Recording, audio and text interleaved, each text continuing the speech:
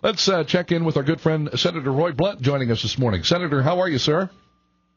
Hey, KB, I'm good. It's good to be with you. It's pouring down rain in Washington, D.C., just like it was Sunday when I was down in southeast Missouri trying to convince the Corps of Engineers that there was a better way than to blow that levee up. But they made the decision to blow it up, and it was hard to convince them on Sunday when it was raining all the time that this situation was going to get better.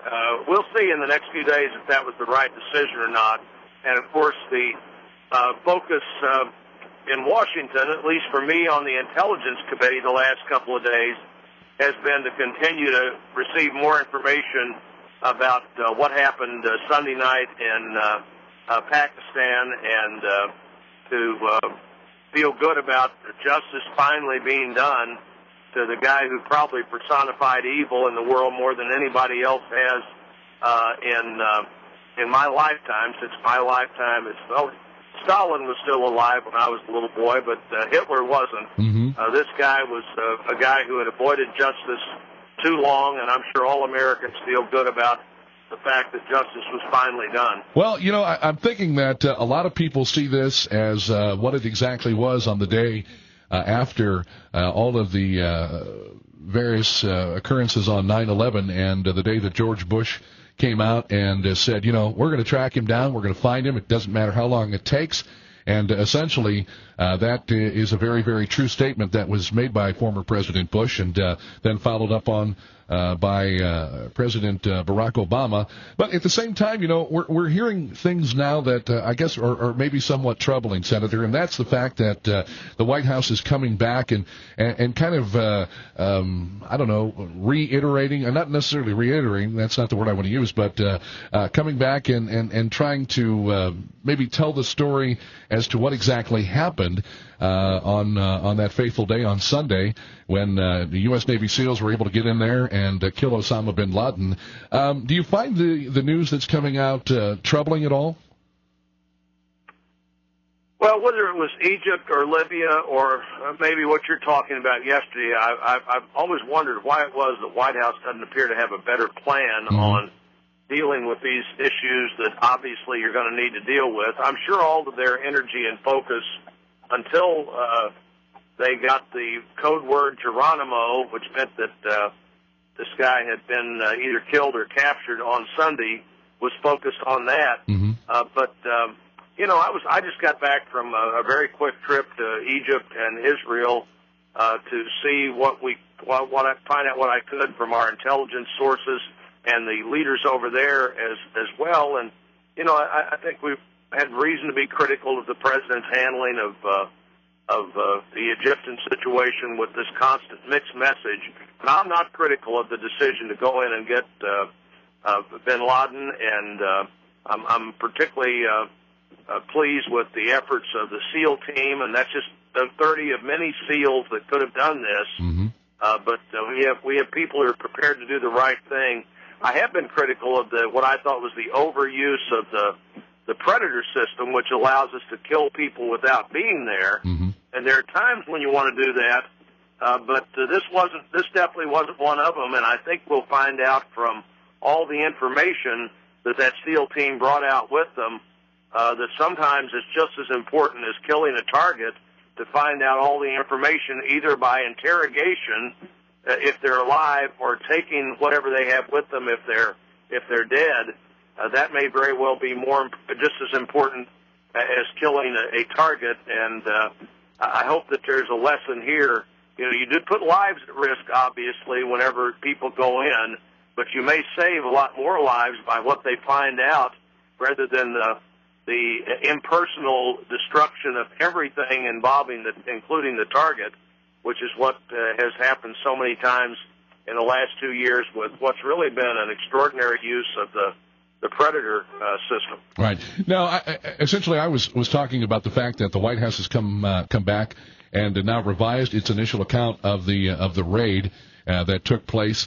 And essentially, I guess, you know, was there a need to maybe have more information before going public with what happened? Because now it seems like they're backtracking a little bit, and that the fact is that the president could have very easily just come out and said, Osama bin Laden is dead, and he was killed by the Navy SEAL team. But it seems like they're going back and kind of revising their story a little bit to say whether or not that bin Laden was indeed armed or unarmed, and does it really make any difference? And should they have either had all of their facts straight to begin with, maybe waited a bit, but certainly as they go back and kind of revise this story, does it seem to kind of make them look as though they may not have known what they were doing in the first place, or at least known what they were talking about in the first place?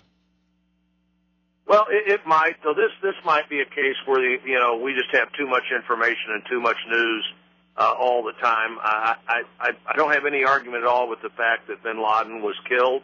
Mm-hmm. It would have been fine if you could have safely taken him, KB, in a capture.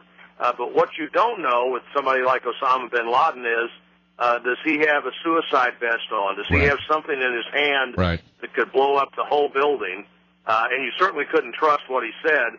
And remember, one of his wives that was in the room with him had rushed the people coming in the door. Exactly. She was not killed but shot, so obviously it's a situation where there's lots of activity going on. Mm-hmm. And I think the SEALs had been well prepared to not let him kill any more Americans with whatever actions he was willing to take. There was apparently no firefight in that room, though there was with the people on the lower floor. No firefight there, but they were immediately rushed by a member of his family. Surely you wouldn't trust Osama bin Laden if he even tried to tell you, which I don't have any reason to believe he did, that I don't have a button in my hand that can destroy this whole building, or I don't have a suicide vest on.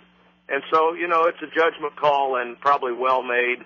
As was, I think, burying him at sea so that there's no shrine for people to go to and somehow expand the memory of this true villain. You make a very good point, and they're also talking about bulldozing the compound. Right now, though, I think there are a lot of questions that the United States has for Pakistan as to not really, they say, well, we had no idea that he was in this compound, and, there are a lot of things that certainly lead us to believe that members of the intelligence community in Pakistan did have knowledge that he was there, but certainly I guess maybe they were worried about losing any foreign aid that they may receive from the United States. Your thoughts on Pakistan at this particular point, and maybe any of the issues being addressed as far as the United States concerns about Osama bin Laden being in Pakistan? Right. Well, I do think Pakistan has some explaining to do. I certainly don't want to become an apologist for them because we've had increasingly difficult relations with them. At the same time, lots of Pakistani soldiers have died in the last 10 years fighting alongside and near U.S. soldiers.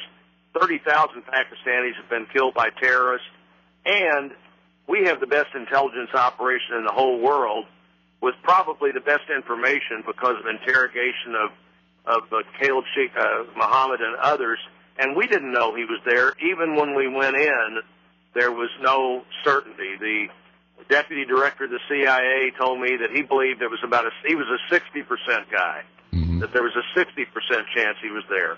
Another person I talked to said, I thought there was an 80% chance he was there.